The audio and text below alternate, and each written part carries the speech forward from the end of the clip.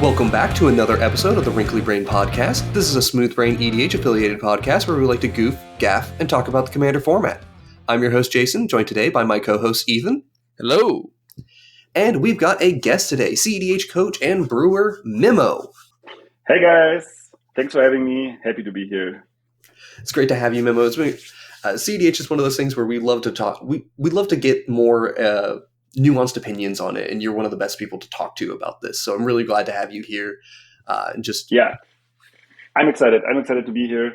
I love cEDH. I play almost every day, or at least like 5 times a week. I mainly play online, but that also gives me the option. Sometimes I play with West Coast people, East Coast people, Germans. I don't know, like from everywhere.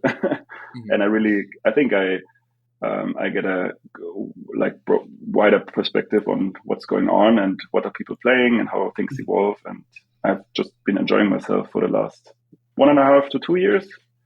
Yeah, excellent. You get to really see like the world meta compared to a regional meta, right? Yeah. That's really awesome. Yeah, exactly. Yeah, when I hear about people like telling me on the West Coast, cEDH Rograk stacks is a very popular deck, and then I talk to like friends from the East Coast, they never see the deck. Or like yesterday, there was a tournament in Salt Lake City where 3 Varagoth lists made top 16. I saw that. That was sick. It's basically mono black budget turbo Norse. And I was like, that's what I never heard of the deck. I never heard of the archetype. Varagoth is like a vampiric tutor on a stick. Yeah, it's from a Strixhaven. Exactly. Call time. Yeah. 3 minute demon 2021 was a boast. True. Fair. But if I was reading correctly, it was a bunch of 0 drops. It was playing Ornithopter, Hangerback Walker, just zero costed things so you can tutor ad nauseum and just cast it and draw everything. Practically. And then you basically gain a bunch of life with like Dark Sphere and the Black March, and then you play this Sickening Dreams. Every player loses a lot of life, and you broke parity on it, and it tracks super well to me. And like 3 of them made top 16. I'm assuming they are friends who text for the meta in Salt Lake City. Yeah, I have no fucking clue, but I love to see stuff like that. Like, that's I'm cool. Here for it. Yeah, it makes it so diverse and spicy, and also like there are metas to be broken, and there are metas you can tech for 100%. It's not like just play. I would agree to play one of like some of the good decks, but if you like have good reasons to bust open a meta with a certain archetype and you're confident on it, just go for it. And as we can see, it regularly pays off for some pilots. I'm interested in cEDH Rograk stacks list, so I might be hitting you up later for that. I think I've seen it at one point. It's a miserable deck. It's basically you polymorph Sire of Insanity or Void Maneuver. That's basically all what you're doing, and then you just hope to survive until you can ult your cEDH. My baby is Krark and Sakashima. People already hate me, so what's the difference, True. right? Okay, yeah. Nope, no huge difference at all. This is great. This is so dumb.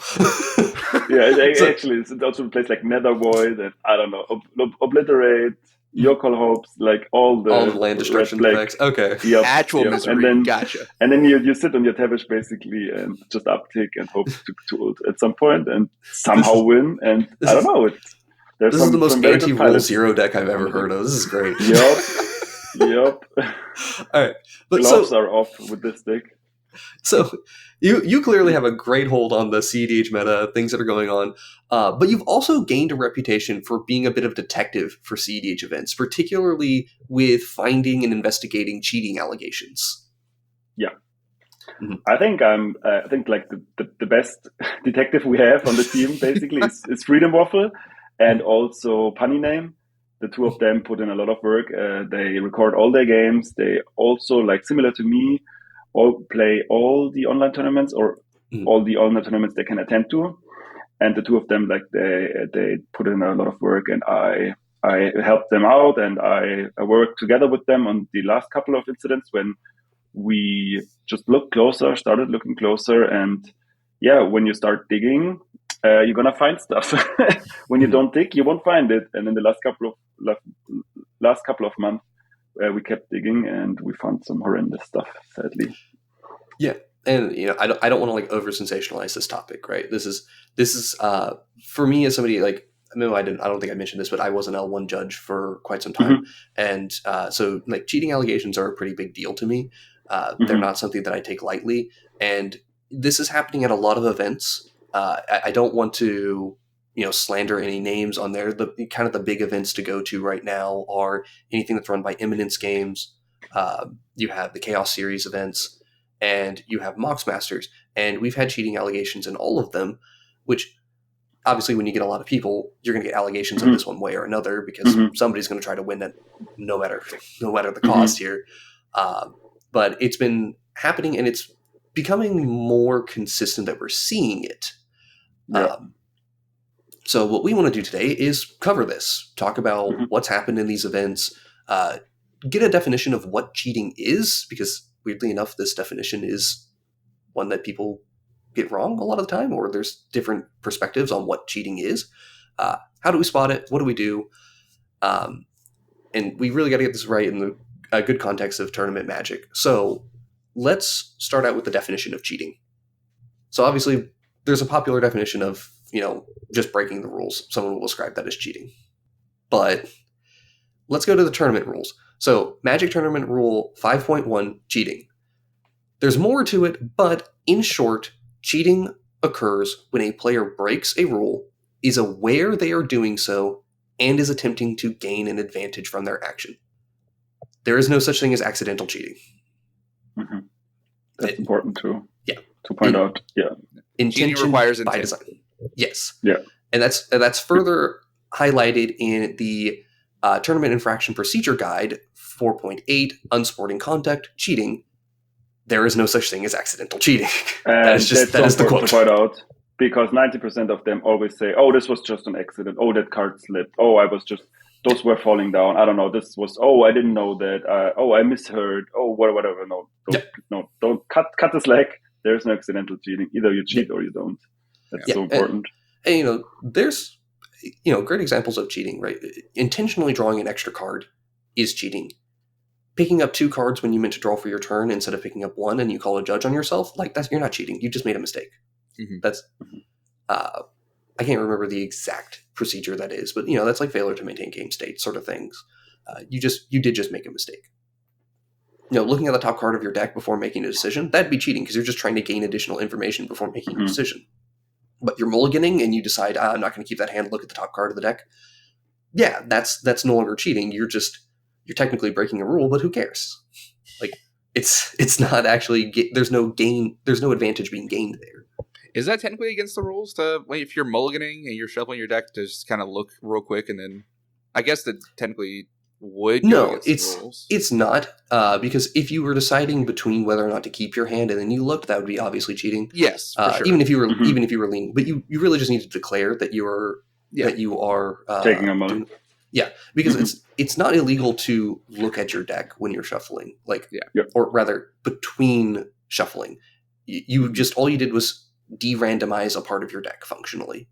Now you got to go back and randomize it. So that's fine.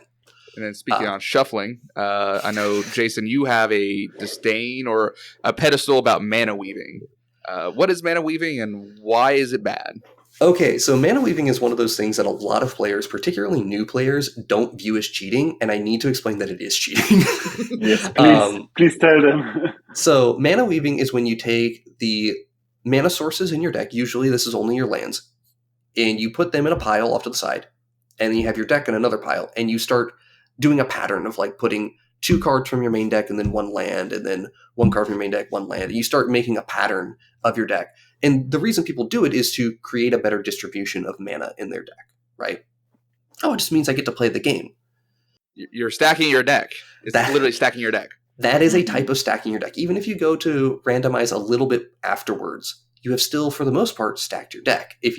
There's no point in doing this, because if you do this, you are fundamentally giving yourself an advantage by not thoroughly randomizing your deck. So don't do it. It's cheating. I did this when I first started playing Magic because I didn't know that was considered cheating. I absolutely get it. As somebody who committed this crime of Magic, I think we all have at some point, because it just made sense at the time.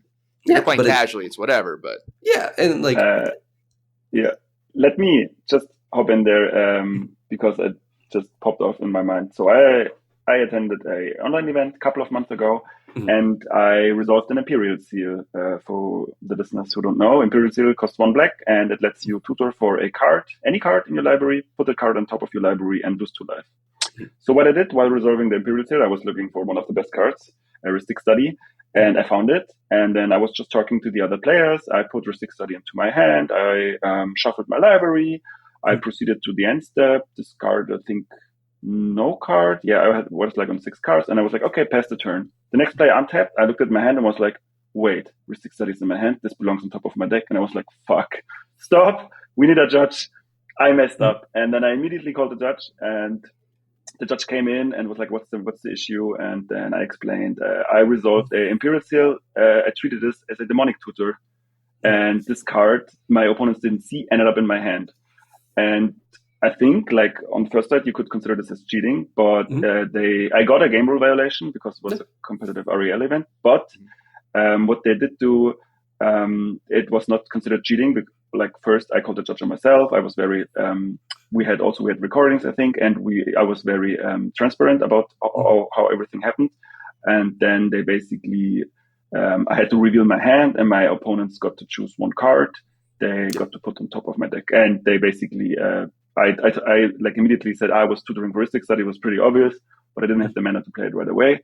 And then they put Ristic Study and put it on my deck because I had like some very generous opponents there. I don't think it would have mattered which card would have been on top. There was like no Raga one or something. But also that was very interesting because I think you could consider this as cheating, but because I called the judge here and we worked together to fix the board state, I got away with a game rule violation, and we fixed everything back to the state it belonged to. It comes back to that intention, because your intention was not to gain the advantage there, and immediately as soon as you realized the mistake was made, you rectified that. Exactly. If I wouldn't have called the judge, and I don't know, it would have came up later, and I would have said, oh, I don't know, oh, I forgot, whatever, then this probably would have been cheating. But don't. If you mess up, this is part of the game. Just call a judge and let the judge figure it out. Don't panic. Don't try to fix it on yourself, like secretly or stuff like that. Just call a judge. To tell them. Absolutely, and like, judges are there to fix the issues. Like they're not your enemy unless you are the cheater in this situation. They're here to help you. So absolutely, call your judges. They'll help with the tournament procedure guides. Sometimes we are human. We do make some mistakes ourselves. I will never live down forgetting how certain reflexive triggers have worked and how that actually changed the outcome of a game for a ruling that I did. But that's the sort of thing where you as players are living and learning. We as judges are living and learning. So we're gonna make the system better for everyone, right? Also, this is an example of can be cheating, can sometimes not be cheating. I'm curious on y'all's opinion on this because this happens to me all the time. Playing EDH, obviously, you're sitting at a table with 4 people, usually 2 people on one side, 2 people on the other. I see the person next to me's hand way too often. Yep. Also, like a very, very prominent mistake on webcam tournaments is people when they tutor, or when they fetch for a land, they look through the library and reveal the library, and you have to be careful to not bleed your library into the camera. I have gained so much advantage by seeing, you have your Fierce Guardianship in your deck and it's not in your hand. Okay, that's something I don't have to play around. So it's not cheating if they reveal information on accident or on purpose. That's you can use that to advantage. But I think it's good sportsmanship to just tell them, hey, buddy. One of the things. Watch out. I'm so keen on whenever I'm playing with my friends. I'm like, hey, pull your hand back, especially on webcam. Like people are like, pull your hand back. I don't want to see your hand. Yeah. It is hard though for me. It's like if you take your library off camera to tutor, then what's to stop you? You're not allowed. Not allowed. So you have to put it. You leave it on camera, but you can't. You have to angle it a certain way. Yes, you have to. Actually, you have to practice it. How to tutor on camera. How to fetch.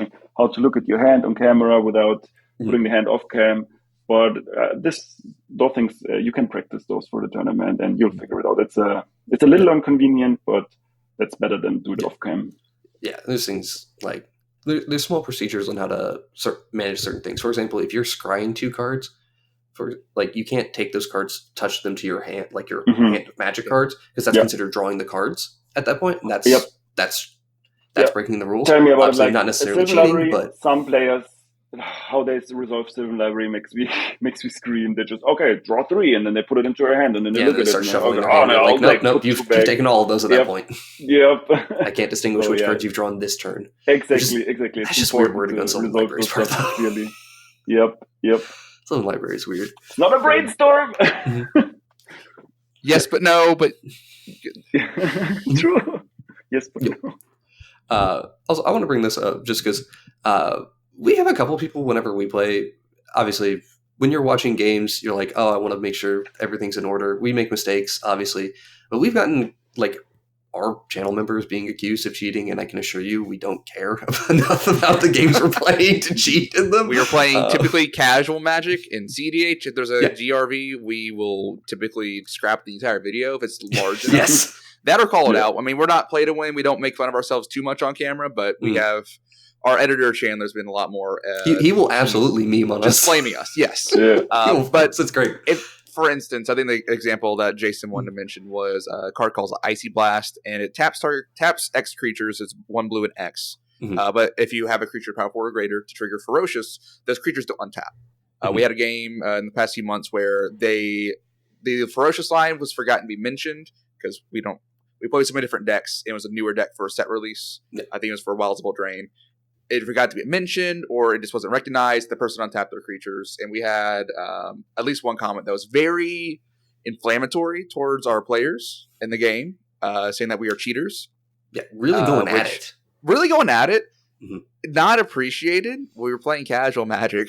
Like if it was cEDH, that's one thing, and that's why this is more focused on cEDH for this entire episode. But I mean, casual Magic is important if you're at LGS to not cheat if you can. And this is really important to note as well, because so Cameron is the one who cast the Icy Blast. Sam was the one who untapped his creatures because he was unaware of the Ferocious. The commenter is accusing Sam of cheating because Sam shouldn't have untapped his creatures, but he had no knowledge they needed to remain tapped. Right? So this is not cheating, it's just a mistake. If you that's super interesting. So I talked to a judge about like Tabernacle. I don't know who probably never comes up in casual because it's $10,000 card. Yeah. But Tabernacle basically reads every creature gets sacrificed in the upkeep, gets destroyed in the upkeep unless the player who controls it pays 1. And if you control Tabernacle because you play not a lot of creatures and you want to use it as a tech piece versus creature decks, when the other players untap with their creatures, it's your card, and if you don't make them aware of the trigger and they just ignore the Tabernacle, it's not necessarily going to lead to a game revelation for them because it's not their card. Still, every player is responsible, the whole pot is responsible to maintain the board states, yada, yada, yada, but it's not the punishment is not as harsh as when you're controlling the stakes piece in the scenario or like the card. Similar to like Chalice of the Void, if you cast into your own Chalice and let it resolve, you are definitely cheating. But if your opponent casts into it and you miss the trigger, that just sucks for you. The infamous Chalice check. I played 12 post in Legacy. I know about Chalice checking. Oh yeah, I hate Chalice checking with the person. I hate it so much, but it's just how the game is at this point. Yeah. For people who are unaware of how Chalice of the Void works, I think we've talked about it on the podcast once before, but Chalice of the Void creates a trigger to counter a spell on the stack, so long as it is of the mana value for the number of charge counters on Chalice of the Void. So if you cast a 1-drop into a Chalice on 1, you counter the spell. Chalice checking is intentionally running a 1-drop in a spell into a Chalice of the Void, knowing that it should get countered. The player misses their trigger, and you resolve your spell. Now, in tournament rules, what you would do is a player would choose to put the trigger onto the stack. But because the spell has already resolved, even if you put the Chalice of the Void trigger on the stack, there's no spell for it to counter. So that is Chalice checking, and that's why it works. Chalice isn't super common in cEDH anymore because stacks isn't just super viable in tournaments like it used to be. Like it was never like super viable, but they printed some cards that made it like strictly worth, like all the channel lands and stuff just made so many stacks worse. But there's like the new Boromir, Warden of the Tower, or like the Lavinia. They also like trigger on spells that don't that got cast without spending mana, and you can definitely like play into that and hope your opponent forgets to trigger it. I don't know, like Lavinia check or Boromir check them, but it's not as common, and usually people are aware. Yeah. Lavinia is a little bit weird because it has two triggers. It has a static ability and a trigger. One that prevents you from casting, and the other one that counters a spell. Yeah, that's different. Yeah, that's true. That's one of the weird things about that one. But yeah. So let's now actually get into the actual evidence we have of cheating at some of these events.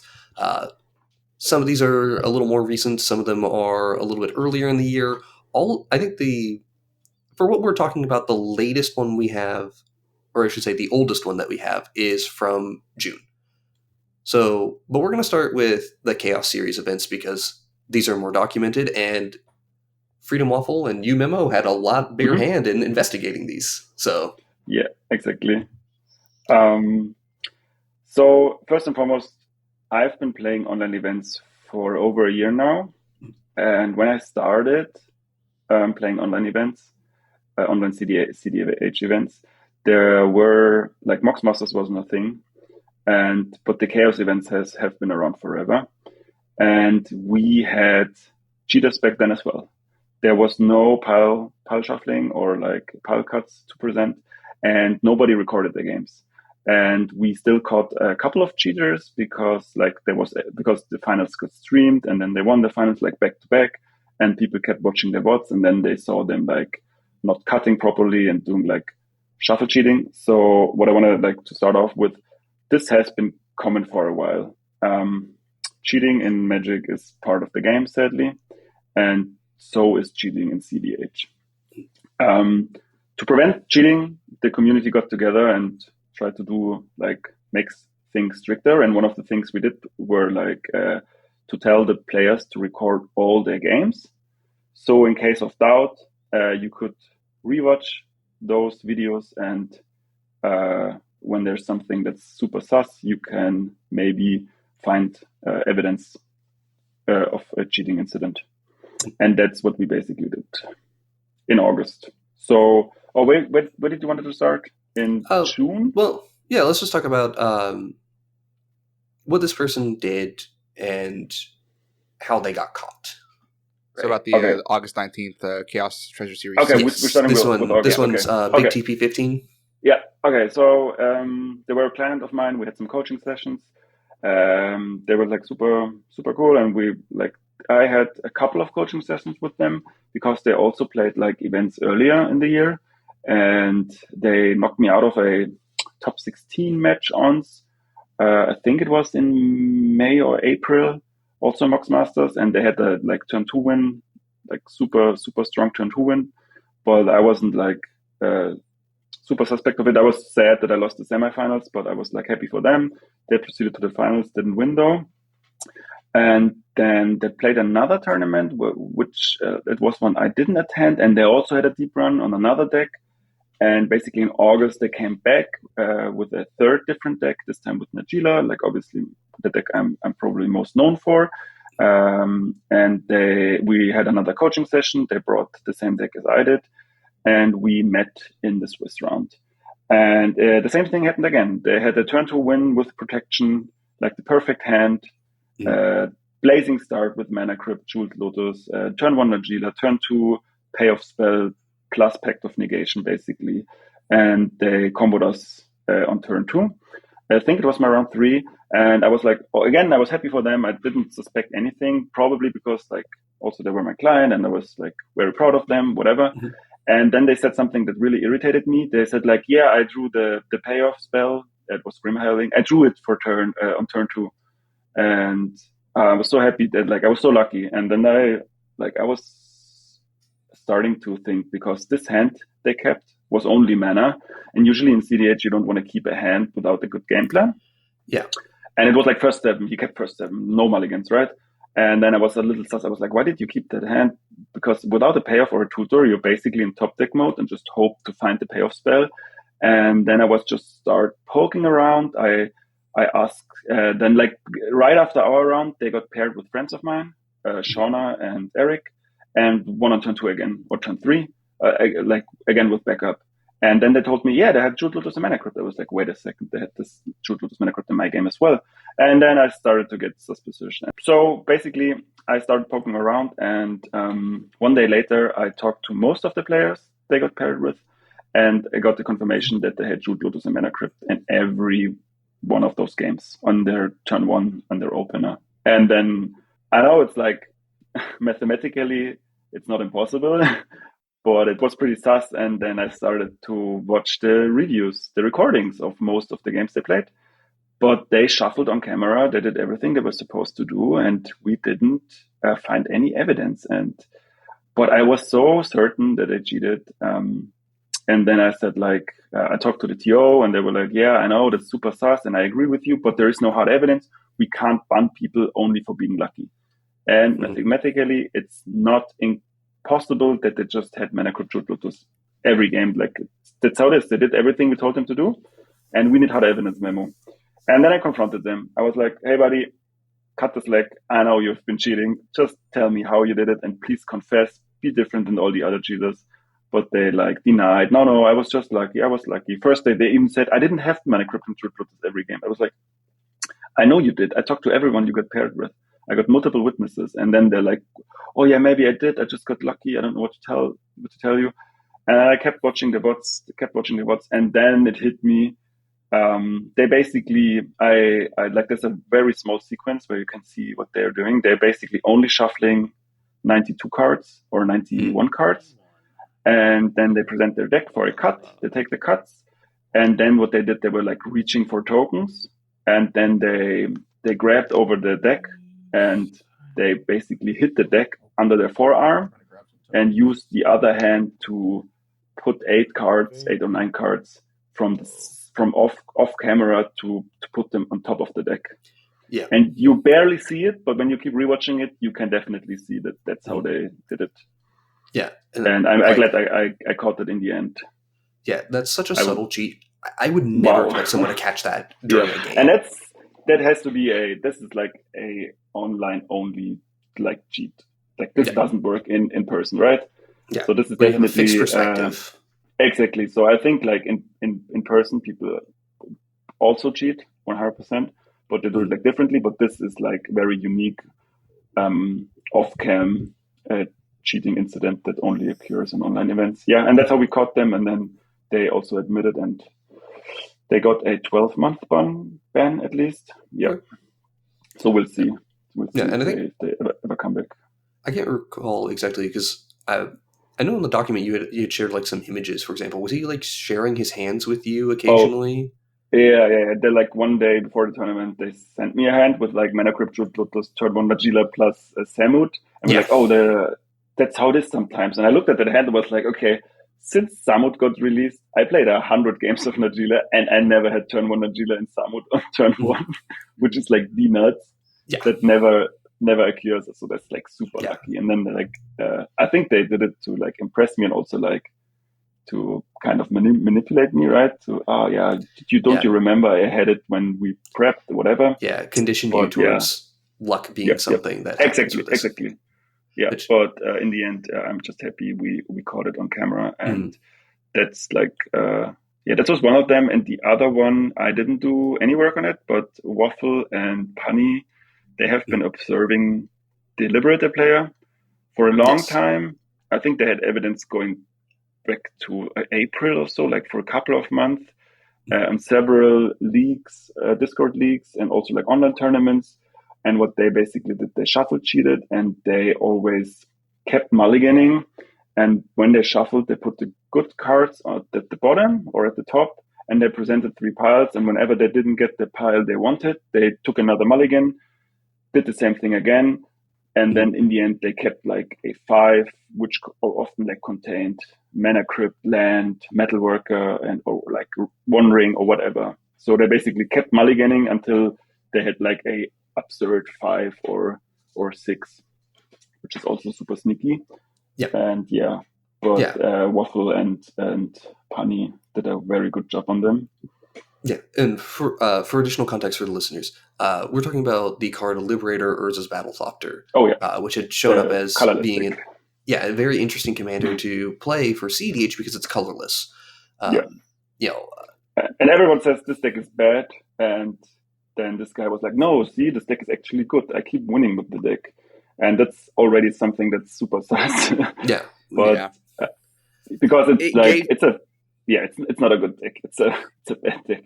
It gave me hope, though. I love my little Battlethopter, but that's it crushed me more to find out this guy was cheating, because I was actually like, "Oh, is this actually legit?" As someone who casually watches cEDH and wants to get into it more, and that kind of it put up a sour taste in my mouth personally. Yeah. And people love the underdog story, right? What it reached top 4. I think they even won a local event that I don't know. Maybe they cheated there as well. So it's just very disheartening for all the people who were like, "Oh, this sounds so cool and it's viable. I'm gonna build the deck," and then you find out like weeks later that it's actually and only put up results due to cheating. That's disheartening. Yeah, and these underdog stories are very, very popular, as you mentioned. People love when they get to see new decks. I can't remember exactly what it was, but I was watching the Ian's LotusCon breakdown for the top 16, and he was talking about the Alendo deck that had managed to do very well. That Simic commander that taps to basically put a card on suspend and removes a suspend counter from it, or from all cards that are on suspend currently. That card was doing very, very well at the event and actually managed to make top 16. It's one of those things where you sit there like, yes, we love these underdog stories. But when you also take a commander and go, I'm not sure that's a good commander, it starts making anything that's not established meta, like really good meta, people now start questioning those things. And it sucks that I sat there and was like, when you're talking about, this Urza Liberator deck, or this Liberator deck, I'm sitting there going like, well, man, I wonder if that Alendo deck pilot did something. And it's like, I shouldn't have to think that. It's a paranoia kicking in. Yeah, like let's celebrate the wonderful deck that this person has made and their success with it, as opposed to thinking, well, maybe they cheated. Like, fuck, that sucks. So just to be clear, I think you can top an event with any deck. I think the meta is so broad, the variance is so high. I think you can spike. If you're a decent pilot, you could if it's obviously, I don't know if Yargil is viable, but you know what I mean? Like most of those also newer printed commanders, you could build some version, and if you play good, you could spike an event. But it also, when it comes to consistency, some of the I want to see this deck coming back consistently before I will see it as super top tier or whatever. And the Liberator deck, that it came back very consistently, and I don't know, people were still sus of it, rightfully so, because the odds were just not in their favor, in theory at least. Yeah, and also worth mentioning that Monarch Media, which is another content group, but it's also a tournament, big TO. They're the ones who run events like LotusCon.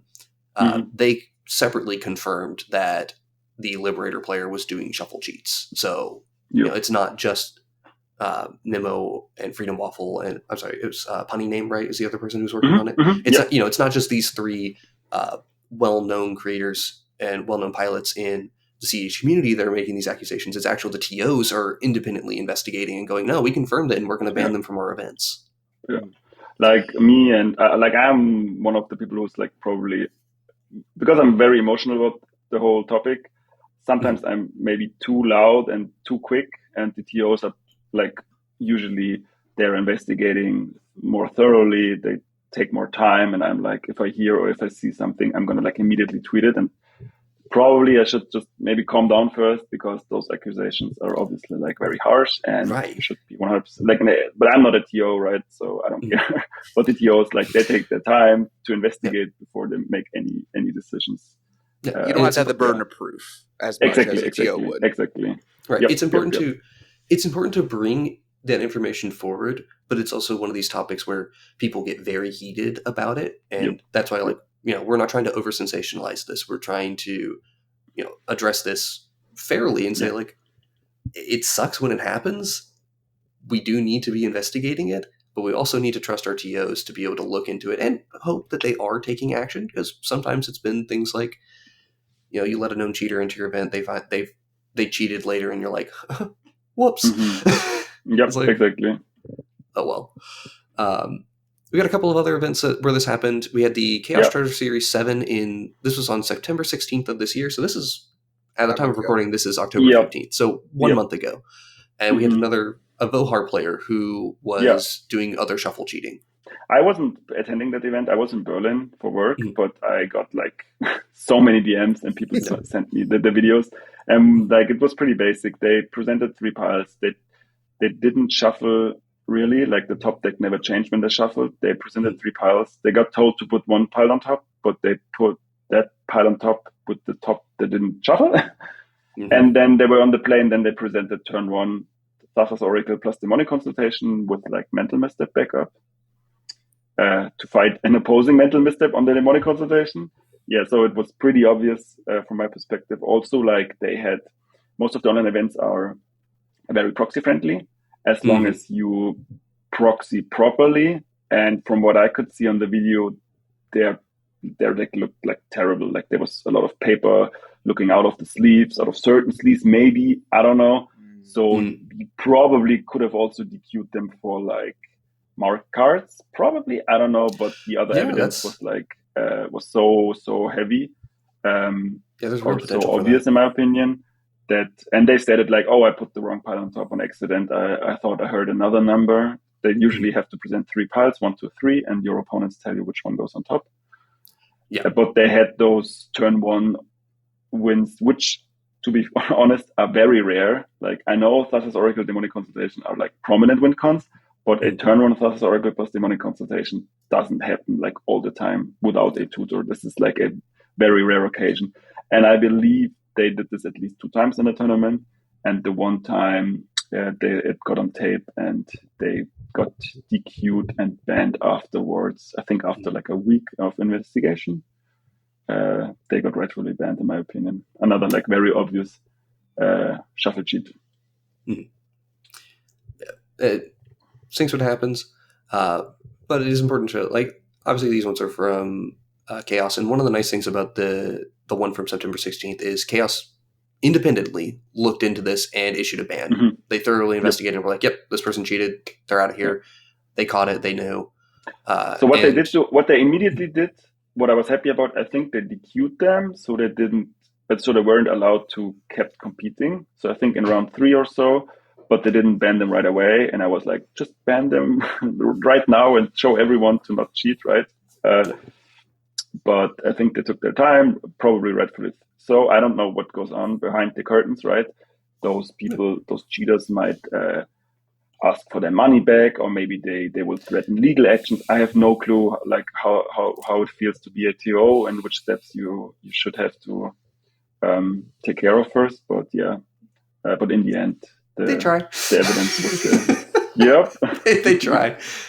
When you do run. I'm fortunate enough to, when I was doing my TOing, I think I only ran into like one person who was really trying to cheat. I ran into people who made mistakes, like this was for a modern event, but somebody had only like 7 cards in their deck in inner sleeves. Which okay, yeah, that's one of those things where it's like somebody might sit there and go, that sounds like cheating if it's a specific card. It was like 3 lightning bolts, 2 Tarmogoyfs, and some other card. Or 2 other cards, right? So it's not really consistent how they were doing it. And when I did the deck check on them, I was like, okay, let me see here. I shuffled up their deck multiple times, and I shuffled it, I think I did 10 tests of attempting to cut to one of the cards in the inner sleeve. And I was only able to do it 3 times. So I was like, I see. Okay. That's not consistent enough for me to say that this person is cheating. I may not be the best Yeah, it would be very odd to be like inconsistent on what cards you're looking for as well. So I just told them like, hey, this is what I found. I'm going to issue you a warning for this. Don't do this. I'm going to ask you to de-sleeve these cards from their inner sleeves, but I'm not going to DQ you from this event. Yep. Well, I assume they're playing Jund. If it was Tarmogoyf and Bolt, I'm assuming it was Jund. They spent all their money on the Veils back in the day. They didn't have money for inner sleeves. Yeah, seriously. True. Yeah.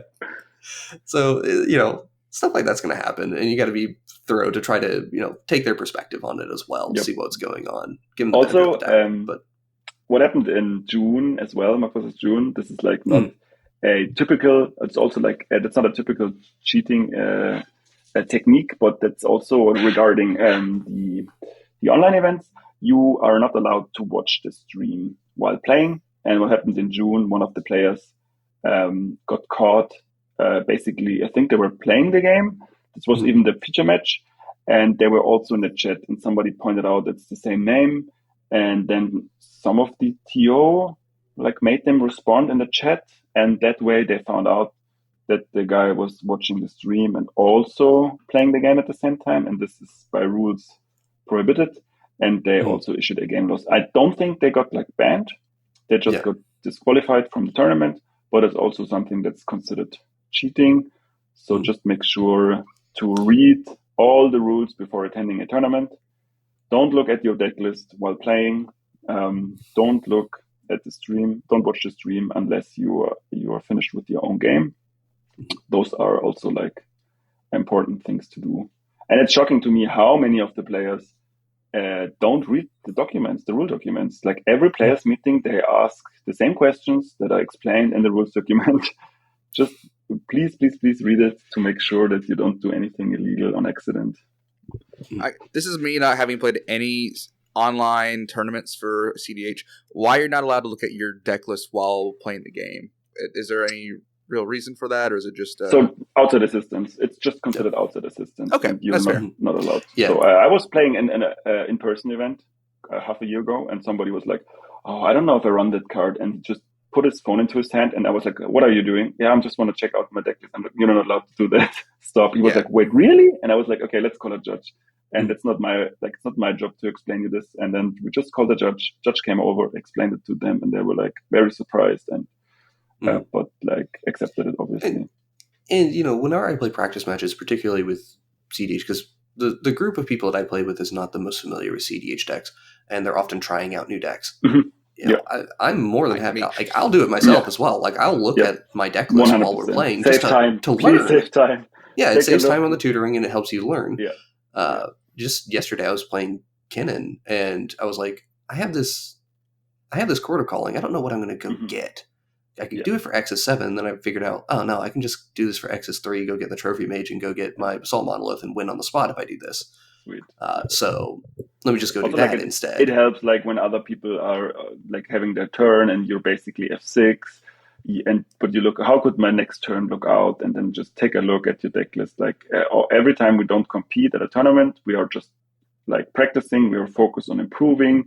And we like also like me and my playtest group, we also like, we point out stuff. Yeah, you could do this here or that here because we just want to improve as a play group to get better, and then try to make the top cut in an event together.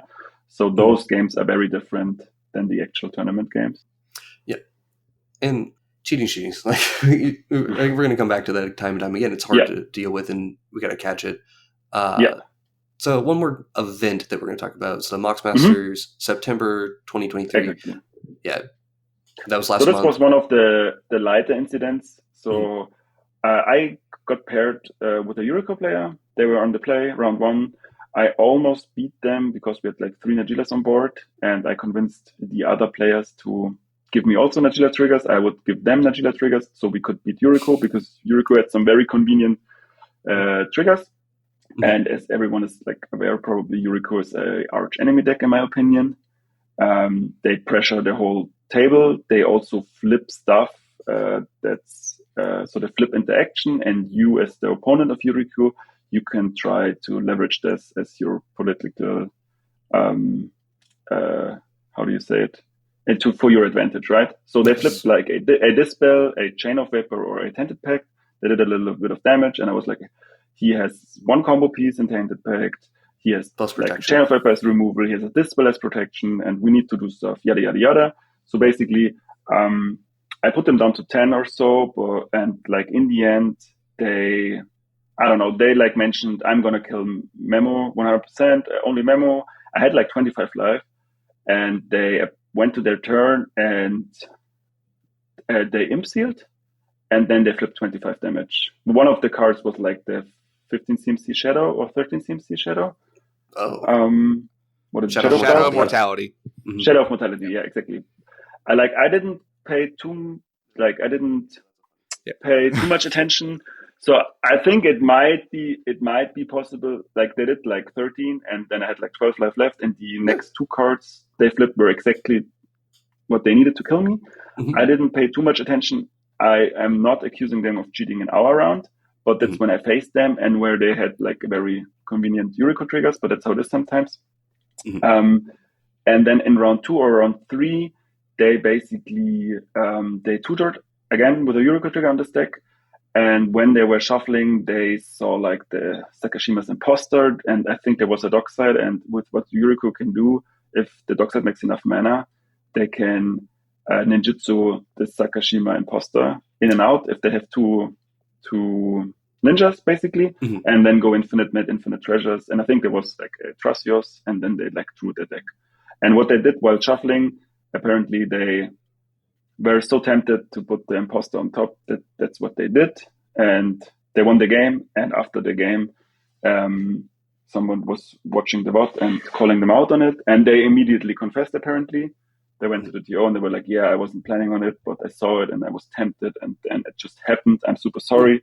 They also apparently stated it was the only time they did it. They have never done it before. Then like I don't know, like that's what they always say. Yeah, if you sell me too hard on it, I'm less inclined to believe. But yeah, I don't trust you, just whatever. But they got caught there. But what I really want to highlight still is that there is a shift. Like we had a couple of them who confessed now, who cooperated. Like last year or like beginning of the year, there were also some incidents, and all of them were like, "No, I didn't cheat. It's now it just looks like it. I didn't do anything wrong." But the last couple of guys, they were like confessing and showing remorse to some extent. And I think that's also a good thing to take away from all this bad stuff. Yeah, of course. And like, there's stuff to learn from it. And I do appreciate that the person was willing to come forward. You know, sometimes it's, again, getting into the doubts and paranoia side of things. It's like, oh, maybe they were just doing that to reduce their sentence, so to speak. But at least they were being forthcoming about it and saving us headaches. Yeah. Also, I think even if you do it only to reduce your sentence, I think that's a valid strategy. To do it to save, like you said, save some headache, save some time, and you will get rewarded for it. Maybe it's not a lifetime ban, but only a 12-month ban or whatever. But I think you should reward if people show remorse and confess. Yeah, it's good behavior. Let's go into talking about a little bit of the impact of cheating. Like, obviously, we've talked about making content on this. Other people have made content addressing this as well. You've got people like Moderately Anonymous MTG. They made a video about how to stop cheating in cEDH tournaments. And it's telling them what to avoid and what they look for. We're going to cover a little bit of that as well. But if you want to skip our segment on it and just watch their content and support them, the link is going to be in the description for you to look at that. So watch both. Or you watch both. Also, Eisenhower's did a video on it as well. It's pretty insightful, but it's a 20-minute summary of what we're talking about here. So now that you're 15 minutes into this, it may not be worth your time. Watch all of them. Just watch it all, though. They're all great. Yep. Yeah. We'll support the content. Be prepared. But the thing I particularly wanted to talk about, though, is Mind Sculptors. They did a 3-minute section in their August 2023 power ranking video where they talk about how it throws off their rankings and the information that they can give to you, right? I can't remember if they mentioned Liberator in this one because... Yeah, I think they did. And also like, I think they talked about Liberator, but also like they briefly mentioned Nagila, and a lot of those incidents are online, and it skews like the win rate for the certain archetypes or decks, right? So I think that's a super valid point that you start to distrust the numbers and stuff, right? Right.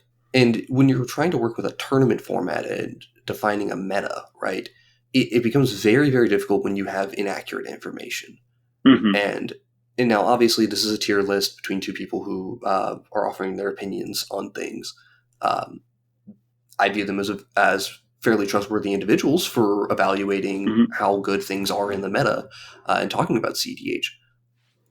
but it is still opinion. But either way, it's hard to formulate that opinion and help the people who want to learn more about cEDH and want to know what's good. It really sucks when the tier lists go, well, it turns out all those Atraxa lists that were doing so well, they were all cheating and putting Jeweled Lotus on top of their deck, so we can't trust them. Also, and there's so much that's connected to that, right? So when Big TP comboed me out of the top 16 match, they played Tymna, and I kept a turn 1 Dreaded Magistrate, and I was like, okay, this deck also was one of my decks, like Bloodport Hulk deck. I was like, this deck usually mults for turn 2 Tymna. I got a turn 1 Dreaded. I have a good follow-up with Intuition. I have a Breach line. I can also just pivot into Najila. I had a really, really good hand.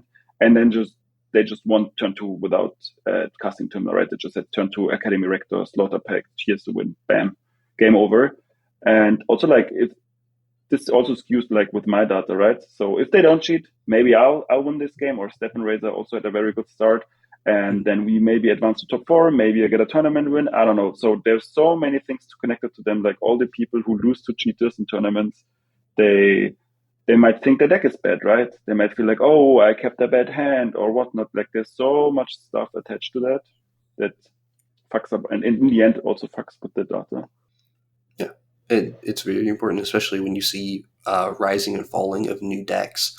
I don't believe there was any account of cheating in this, but when Tyam started picking up and being a really good deck for a while, and now it's died down and become a less good deck within the meta, it's one of those things where you have to look and say, okay, is it a couple of pilots who are cheating, or is it a couple of pilots who are really damn good with their deck and actually know how to make that thing sing? And in the case of Tyam, I would say the pilots are really good, because Tyam's such a hard deck to play. Yeah, it is. I agree. Also, Tyam just got really hurt by the format swap from 90 minutes to 75 minutes.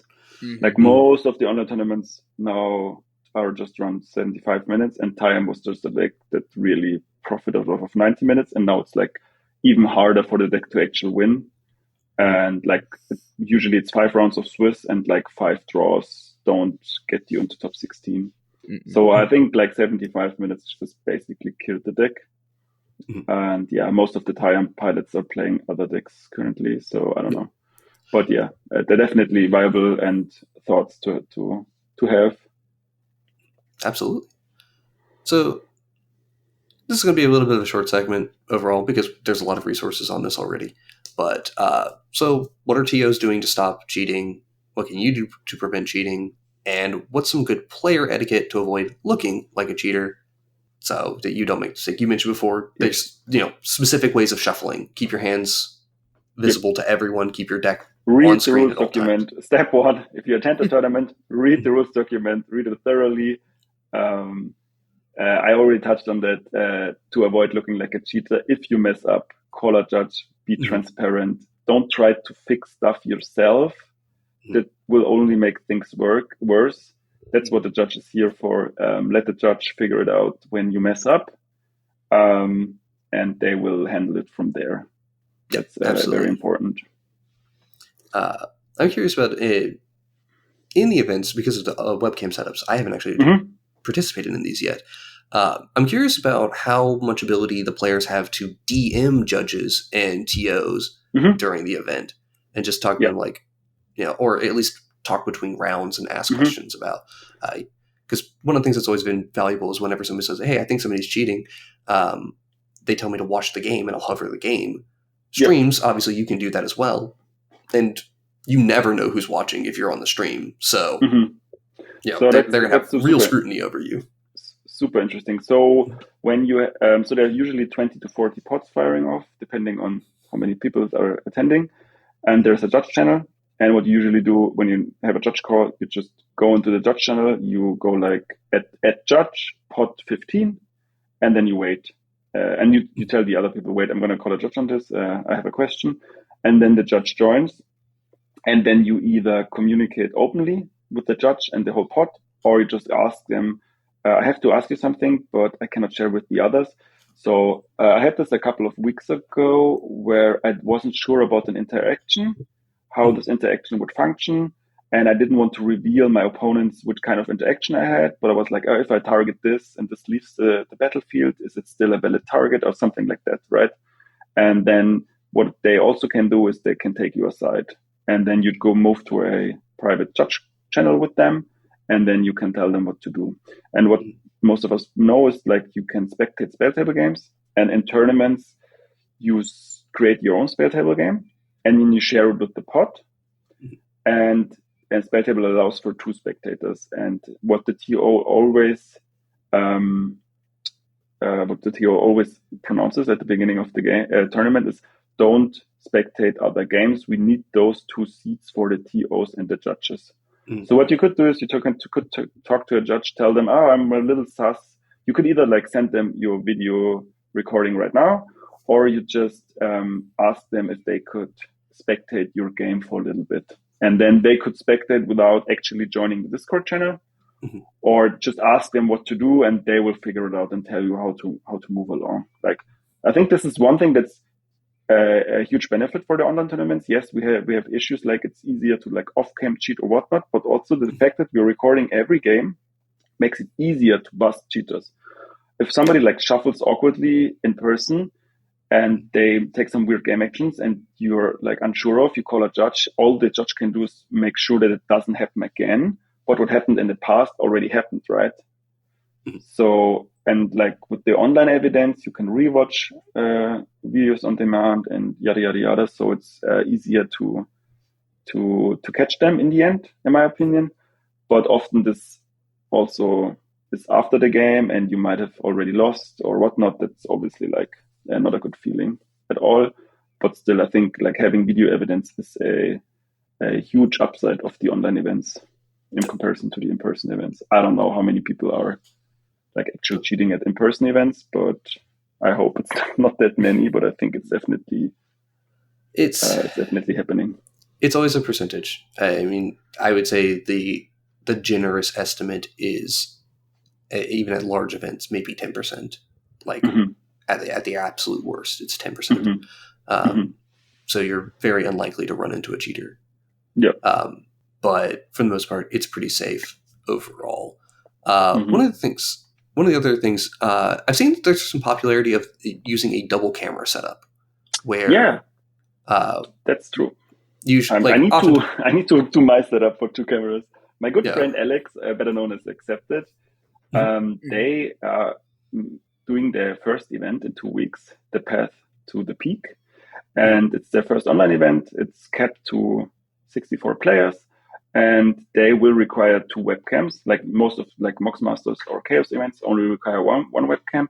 But Alex tournament will require 2 webcams. One of the webcams showing your playmat, like from top, like it's like we know it. And the other webcam is supposed to show you from the front, and so you can also see how you're holding your hand. And this way you just have more. It's just stricter webcam requirements, and also like I think it's a very good upgrade. One for transparency, and the other like also it's for you not as exhausting to always keep your hand on camera and like tutor weirdly, fetch weirdly, try not to bleed, but also try not to go off cam. I think with like the more cameras you have, the easier it is for you to play normally. So I think that's an upgrade, and I really need to work out my second camera. It's one of those things where it's like it seems like a good idea, and I definitely like the concept of it, but I also sit there and go like, man, that requires people to know how to like use OBS and have 2 camera setups, which is sometimes it's hard enough to get people to have one decent setup. Yeah, that's true. Yeah, there's some limitations that get imposed by that I don't like. But on the other hand, let's be honest, you are paying $500 for a tropical island. You can pay $50 for a webcam. I don't know. I mean, they're proxy friendly. Not everyone does that. But a lot of the events are. Most of the Magic players love to buy cardboard, and I'm like, you can get it. Like, it doesn't have to be like the best webcam. I think there are webcams for $20, $30, $40. But you're definitely right. More setup requires more investment, and you definitely have a point there. But it is good, and it is one of those things that if you are particularly like, I'm not cheating and I want to communicate that to people, the double webcam setup where you're showing your hands and showing your playmat at the same time, that's going to be able to do a lot. The other big thing is like, again, when it comes to like the paying attention thing, it's worth noting here that most of the cheating that's happening is related to shuffling. Like it's mostly shuffle cheats, it's cutting cheats. The big thing that TOs are doing is they're now requiring to do or at least a lot of them are requiring it whenever you cut your deck or whenever you search through your deck, you make 3 piles and your opponent gets to pick how that pile is known as the Brazilian cut, because Deco and cEDH Brazil were like the first persons who do it back in the pandemic. And I don't know, like the term Brazilian cut just kind of sticked. Also, it sounds like, I don't know, something you get at your waxing studio. But yeah, I was going to say, I like it. I don't know. I like it. I like it. Yeah, 2 or 3 piles. And like you said, just pay attention. And also one thing that really helps, also this like level up moment, free advice from the coach. You heard it here first. Ask your opponents for hand size. Please do that. Do that all the time. This is so good. If you want to like win more, keep asking your opponents how many cards they have in hand. This helps you with threat assessment. This helps you to decide when to go for a play, it's like if they have 10 cards in hand or if they have 2 cards in hand, if they're hellbent, and if they like try to slip in another card into the hand, you can be like, wait a second, in the end step, you discarded the hand size. Now you have 10 cards. Where are the 3 cards coming from? And if you don't keep asking for hand size, you might miss out on that. And just asking for hand size is generally a good thing. I see so many players don't do enough. But in this regard, it also helps to prevent cheating if you're very vigilant about hand size. Yes. Yeah. That's one of the reasons why I'm constantly asking. But would you believe me if I tell you one of the reasons I do that a lot of the time is to bluff? Yeah. Yeah, I like that as well. Also, like, how many spells did you cast? How many spells did you cast? And then people are like, oh, he has a Flusterstorm or he has a Mindbreak Trap. And I'm like, no, I don't got shit, but I want you to think that I have it. Exactly. Make them hesitate. True. Make them spend their interaction elsewhere. Get into their head. Put the fear of God in them, as I would say. True. Exactly. True. It's a great way to do that. Yeah. Also, like regarding the shuffling and cutting, so often the round starts and they are like, yeah, you can start with mulligans, but in the round will start in 10 minutes. Don't start your turn 1.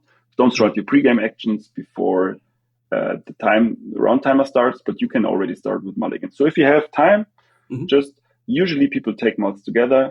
But if you like actually want to like prevent cheating even more, you should probably do the mulligans by turn order, or at least pay attention to your opponents doing their mulligans while you do yours. So if you keep your first 7, don't, I don't know, look out of the window or like grab something to eat, move to the restroom. Just sit there and pay attention. That's like one of the best things you can do. We didn't really talk about this either, but when you're talking about mulliganing in turn order, that's technically the way you're supposed to do it for tournament events. Which, as weird as it sounds, follow the rules more accurately. The procedure of how you're supposed to resolve spells and tutoring and things like that, right? But especially in other events, people are like, only 75 minutes, no extra turns. Let's hurry up. Let's shortcut. They try to shortcut all the time, but shortcutting also can get so weird because people go like, turn 1, play Flooded Strand, I will fetch, this will grab a Tundra, let's cast an Esper Sentinel, and then they start tutoring for the Tundra, they already pass, the next player goes, takes game actions, you're still shuffling, and then you're like, 1, 2, 3, you show the piles while the other people is taking game actions, and then it just gets messy, and you hear different voices.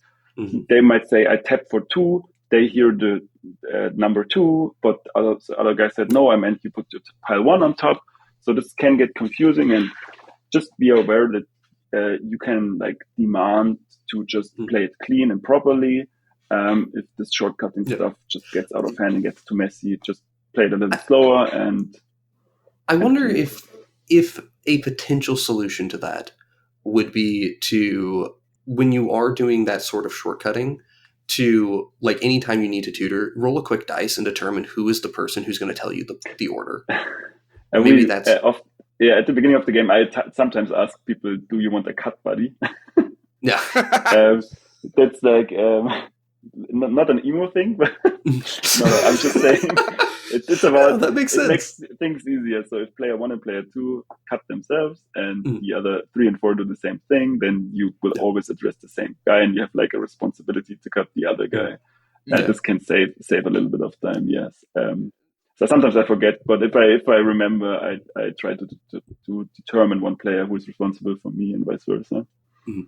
So yeah, one of the solutions here then is less shortcutting or efficient shortcutting if you're going to be able to do it.